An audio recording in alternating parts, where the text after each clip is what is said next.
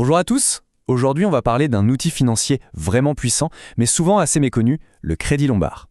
Vous voyez le dilemme? On a besoin de liquidité, que ce soit pour un nouveau projet ou une opportunité qui se présente. Mais on n'a aucune envie de vendre les actifs qu'on a mis des années à construire. Alors comment on fait? Eh bien, le Crédit Lombard, c'est justement une réponse très intéressante à cette question. Alors au programme, c'est simple, on va d'abord poser le problème, ce fameux dilemme de l'investisseur, puis on va plonger dans la solution, le Crédit Lombard, pour comprendre comment ça marche. On verra un cas très concret, celui de Marc, pour que tout soit bien clair. On regardera ensuite les avantages, mais aussi, attention, les précautions à prendre, et on finira par voir en quoi c'est un vrai outil stratégique. Allez, c'est parti, on commence donc par le point de départ de toute cette histoire, ce fameux dilemme. Alors imaginez un peu la scène. On a un portefeuille qui tourne bien, une stratégie à long terme qui tient la route, et là, paf, une super opportunité qui se présente. Ça peut être un projet immobilier, un autre investissement à ne pas rater. Le premier réflexe, c'est quoi? C'est de se dire « bon, je vais vendre une partie de mes actifs ». Sauf que ça veut dire renoncer à leur potentiel de croissance future et en plus, passer à la caisse pour l'impôt sur les plus-values. La vraie question, c'est donc, est-ce qu'il n'y aurait pas une autre solution? Une solution plus intelligente? Eh bien oui, cette solution existe et elle a un nom, le Crédit Lombard. C'est ça qu'on va décortiquer ensemble maintenant. Alors, le Crédit Lombard, qu'est-ce que c'est concrètement? En fait, le principe est vraiment simple. C'est un prêt qui est garanti par vos propres placements financiers. Au lieu de vendre, disons, vos actions ou votre contrat d'assurance vie pour avoir du cash, vous allez les utiliser comme une caution en quelque sorte. La banque, en échange, vous donne accès à une ligne de crédit. Vos actifs sont alors ce qu'on appelle nantis, c'est le terme technique pour dire qu'ils sont mis en gage. Mais, et ça c'est le point absolument crucial, vous en restez le propriétaire. Et c'est là que toute l'astuce, toute la puissance du concept réside. C'est vraiment ça qu'il faut retenir. Pendant que vous utilisez l'argent du crédit pour vos projets, votre portefeuille, lui, il ne s'arrête pas à travailler. Il continue de générer des performances, des dividendes, des intérêts, bref, il continue sa vie. On se retrouve donc avec, d'un côté, de la trésorerie immédiate, et de l'autre, un portefeuille qui continue de croître. C'est le beurre et l'argent du beurre, si on veut. Ok, le principe est super séduisant, on est d'accord. Mais maintenant, concrètement, comment ça se passe? Allez, on décortique le mécanisme? En fait, vous allez voir, le processus est assez simple. Première étape, évidemment, il faut déjà avoir un portefeuille d'actifs, comme une assurance vie ou un compte titre, logique. Deuxième étape, on met en gage ce portefeuille. C'est l'acte juridique, le nantissement, qui va le désigner officiellement comme garantie auprès de la banque.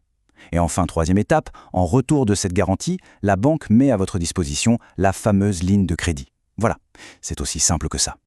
Maintenant, il y a un concept clé à comprendre, c'est le LTV. LTV pour Loan to Value. Pas de panique, c'est juste le ratio qui va déterminer combien on peut emprunter.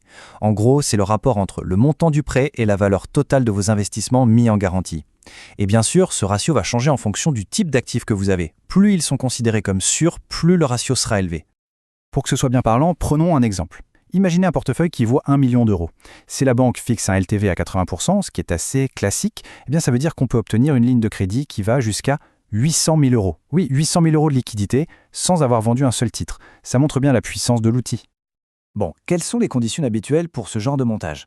En général, on parle d'un financement minimum autour de 100 000 euros, ce qui suppose d'avoir des actifs d'au moins 250 000 euros à mettre en garantie. Pour la durée, ça peut aller de 1 à 8 ans, et le remboursement se fait souvent in fine. Ça veut dire qu'on ne paye que les intérêts pendant la durée du prêt, et le capital, on le rembourse en une seule fois à la fin. Les taux d'intérêt sont souvent assez attractifs, et pour la mise en place, il faut compter quelques semaines, 3 ou 4 en général. Bon, rien ne vaut un cas pratique pour bien voir comment tout ça s'emboîte. Alors, faisons connaissance avec notre exemple Marc. Voici donc Marc. C'est un cadre de 59 ans, il a un portefeuille d'actions qui marche plutôt bien. Surtout, sa vision est à long terme, donc pour lui, l'idée de vendre, c'est juste pas une option. Ce portefeuille d'actions, il pèse 600 000 euros. Marc en est très content, mais il sent que ce serait bien de se diversifier un peu. Sauf que, comme on l'a dit, il ne veut surtout pas toucher à ses titres. Du coup, que fait Marc? Au lieu de vendre, il va nantir son portefeuille. La banque lui donne un LTV de 80% et hop, il débloque une ligne de crédit de 480 000 euros. C'est une somme énorme et il l'obtient tout en gardant 100% de ses actions. Et avec cet argent, qu'est-ce qu'il fait? Il le réinvestit, mais de façon très stratégique. Il met 280 000 euros sur de nouvelles actions, des opportunités qu'il avait dans son viseur, et il place les 200 000 euros restants dans des obligations. Ça, c'est pour ajouter un peu de sécurité et d'équilibre à son patrimoine global. Le résultat final, il est gagnant sur les deux tableaux. D'un côté, il a réussi à diversifier son patrimoine. Il est moins dépendant de ses actions de départ. Et de l'autre, son portefeuille initial de 600 000 euros, lui, il n'a pas bougé et continue de travailler pour lui. C'est vraiment un coup de maître en termes de gestion patrimoniale. On le voit, c'est un outil vraiment puissant. Mais attention, comme pour tout outil puissant, il y a des avantages, bien sûr, mais aussi des précautions importantes à connaître. Alors, faisons le point. Côté avantage, c'est clair, on a des liquidités rapidement, on garde ses investissements qui continuent de performer et on optimise la fiscalité puisqu'on ne vend rien, c'est top. Mais il y a un mais. Le principal point de vigilance, c'est ce qu'on appelle un appel de marge. En clair, si la valeur de votre portefeuille en garantie se met à chuter fortement, la banque peut vous appeler en disant « Attention, il faut rajouter des garanties ». Et il ne faut jamais oublier que l'effet de levier, ça marche dans les deux sens. Ça amplifie les gains, mais ça amplifie aussi les pertes. Ce n'est donc vraiment pas un jouet, c'est un outil qui doit s'intégrer dans une stratégie patrimoniale globale et bien réfléchie. Alors au final, comment est-ce qu'on doit voir le Crédit Lombard ?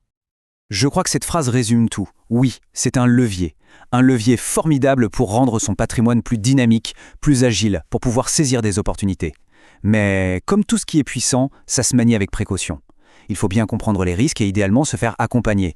On n'est pas en train de parler d'un simple crédit à la consommation là, c'est un véritable acte de gestion de patrimoine.